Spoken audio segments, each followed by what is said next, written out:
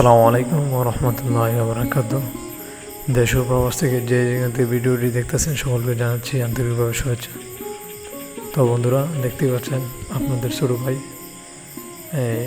হৃদয় ভাই প্রথমে আমরা ঘাস কাটতেছি, যেহেতু সামনে কোরবানি, তার জন্য অবশ্যই আমরা ঘাস কাটতেছি।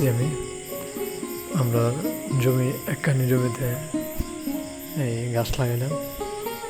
তো সামনের দিক দিয়ে অনেকেই কেটে ফেলেছে, এখন কিছু রয়েছে বাকিটা কাটতেছে। তো আমাদের জমিতে 3টে গরুর জন্য ঘাস কাটতেছি। তো আমাদের গাই গরু রয়েছে, কুরবানির গরুর জন্য ঘাস কাটতেছি।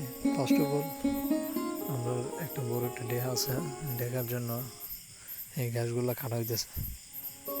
তো যাই হোক, ঘাসগুলো কাটতে অনেক ভালোই লাগতেছে। তারপরে এই ঘাস কাটার পরে আমাদের ক্ষেতের পিছন দিক দিয়ে লম্বা গাছ চাষ করছিলাম, এই গাছ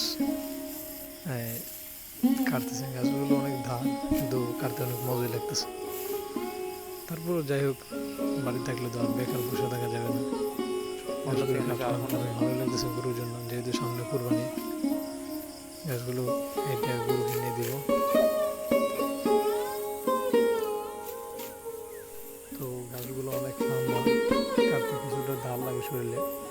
আজকে সেন্টু গেঞ্জি বিন্দায় ঘাস কাটাইলাম। যেহেতু অন্যান্য দিন টি শার্ট মানে লম্বা থাকতে ঘাস কাটা হয়। যাই হোক, এটা কোনো ব্যাপার না। তো আরেকটি ক্ষেতে আমাদের খুব সুন্দর ধান হয়েছে। এবার আরণ্য ধান লাগিয়েছিলাম এই আফগানি ক্ষেতে, খুব সুন্দর মশলা দিলে অনেক সুন্দর ধান হয়েছে।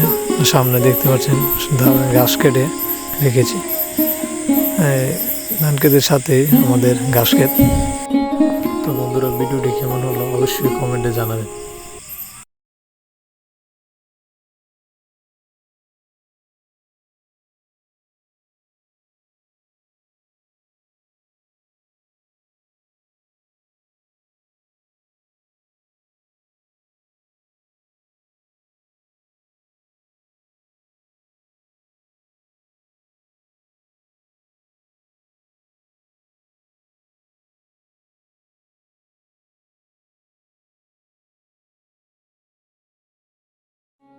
Mm-hmm.